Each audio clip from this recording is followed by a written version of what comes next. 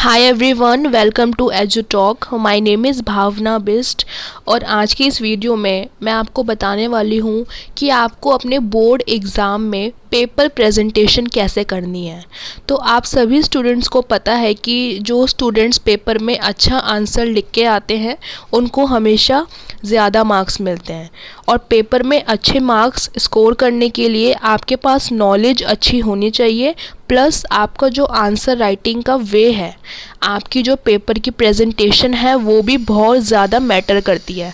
तो जो स्टूडेंट्स अच्छे से आंसर नहीं लिखते हैं उनके पास अभी भी टाइम है, वो अपने आप को इम्प्रूव कर लो और अपनी आंसर राइटिंग की जो आपका तरीका है आंसर लिखने का उसको आप इम्प्रूव करो।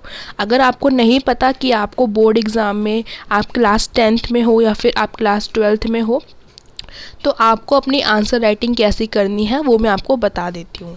तो देखो, मेरे पास ये एक 2018 के टॉपर स्टूडेंट की आंसर शीट है सीबीएसई की। आप इसमें देख भी सकते हो, ऊपर आंसर शीट में लिखा हुआ है सीबीएसई 2018। तो ये आंसर शीट एक टॉपर की है, तो इसलिए मैं आपके साथ इसको शेयर कर रही हूँ।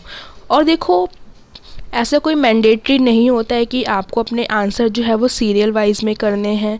आपको जो क्वेश्चन आता है आप उसको कर सकते हो, लेकिन मैं आपको सजेशन दूंगी कि आप अपने आंसर को एक ही सीरियल में करें।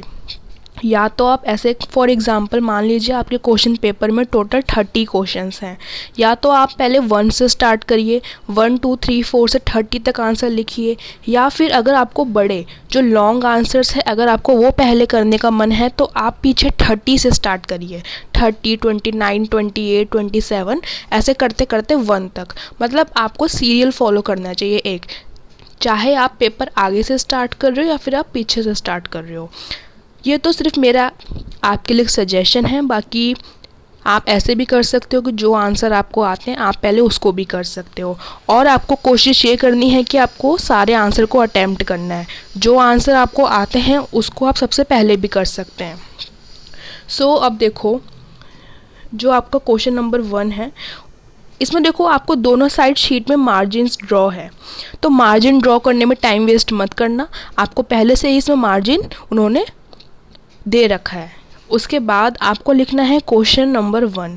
आप यहाँ पे आंसर नंबर 1 भी लिख सकते हैं और क्वेश्चन नंबर 1 भी लिख सकते हैं। और आपको पेपर में सिर्फ आंसर लिखने हैं, क्वेश्चंस नहीं लिखने हैं। तो आपको सेंटर में लिखना है क्वेश्चन 1। यहाँ मत लिखना, क्योंकि जब आपकी नेक्स्ट वाली शीट आती है तो कई बार जो आपको क्वेश्चन नंबर है वो छुप जाता है। तो क्वेश्चन नंबर को या फिर आंसर नंबर 1 आपको ऐसे सेंटर में लिखना है। फिर ये क्वेश्चन देखिए, आंसर देखिए, ये आंसर है और ये 1 मार्क्स का आंसर है। और इसमें जो जो इम्पॉर्टेंट है वो इसने इसको अंडरलाइन भी कर रखा है, जैसे कि इसमें प्रोड्यूसर, आर्टिशंस, पीजेंट्स, ये सबको अंडरलाइन कर रखा है। फिर क्वेश्चन नंबर 2 देखिए, फिर इसमें जो जो इम्पोर्टेंट है इसने उसको भी अंडरलाइन करा हुआ है। फिर क्वेश्चन नंबर 3, तो क्वेश्चन नंबर 3 में पूछा हुआ था बायोटिक एंड अबायोटिक। तो पहले यहाँ पे अच्छे से आप लोग हेडिंग लिखेंगे कि इसका ए पार्ट है अबायोटिक और बी पार्ट क्या है, बायोटिक। फिर इसको अच्छे से एक्सप्लेन करेंगे और साथ में आपको एक एक एग्जाम्पल भी देना, जैसे यहाँ पे इस बच्ची ने दिया हुआ है। फिर क्वेश्चन नंबर 4 देखेंगे, इसी तरीके से 4 क्वेश्चन भी हैं। और जो जो आपका इम्पॉर्टेंट चीज़ है ना, आप उसको अंडरलाइन ज़रूर करिए। पूरे आंसर को अंडरलाइन नहीं करना है, जो आपके आंसर में इम्पॉर्टेंट चीज़ है, जो उस आंसर की मेन चीज़ है, आपको उसको अंडरलाइन करना है। फिर 5th क्वेश्चन है, फिर 6th question, question number 7th, ये सारे क्वेश्चंस 1 नंबर के ही थे।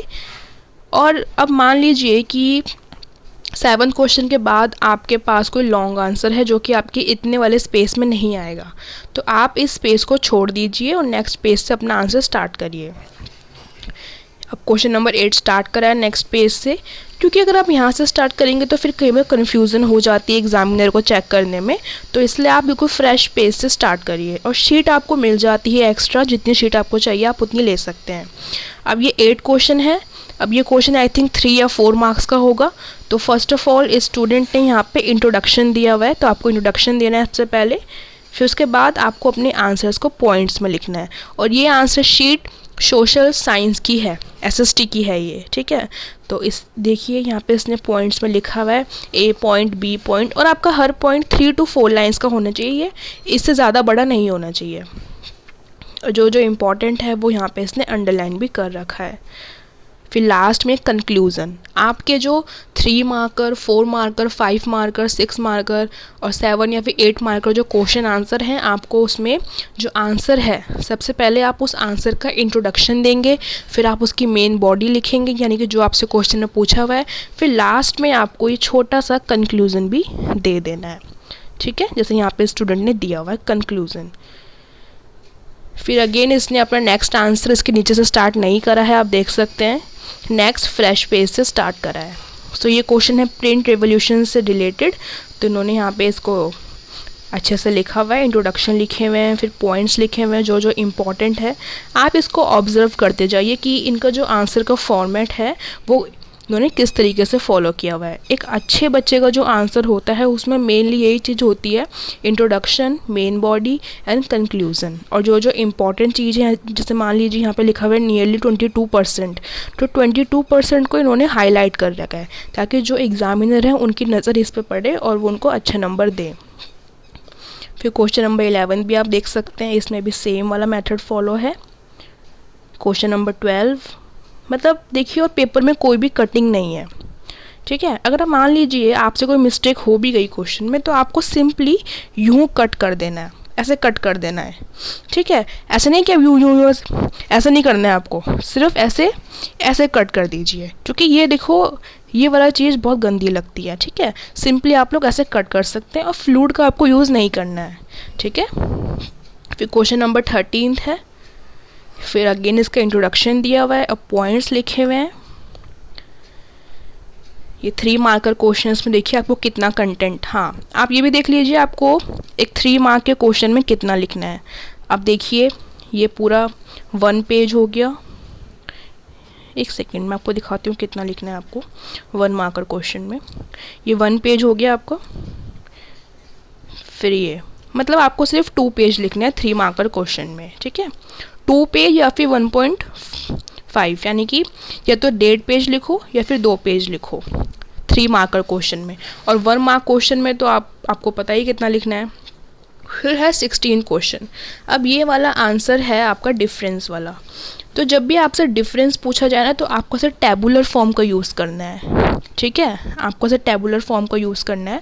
अब इसमें डिफरेंस पूछा हुआ था ऑर्गेनाइज्ड एंड अनऑर्गेनाइज्ड में, तो यहाँ देखिए कितने सिंपली इन्होंने अच्छे से पार्टीशन करा है। फिर यहाँ पे ऑर्गेनाइज के पॉइंट लिख दिए, यहाँ पे अनऑर्गेनाइज के।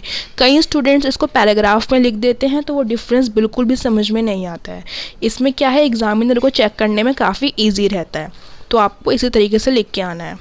और जो डिफरेंस वाले क्वेश्चंस हैं उसमें आपको बहुत सारे एग्जांपल्स भी देने हैं, एटलीस्ट आपको 2 एग्जांपल्स तो लिख के ही आने हैं। क्वेश्चन 18 आप इसको देख सकते हैं।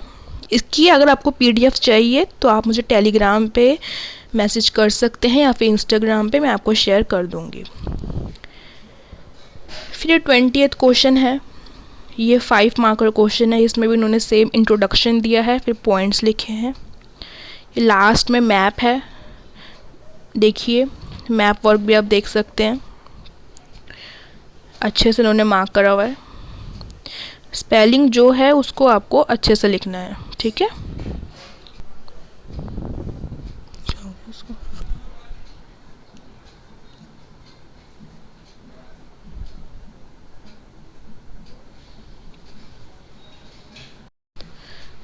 सो स्टूडेंट्स, मैंने आपको टॉपर की आंसर शीट शेयर कर दी है।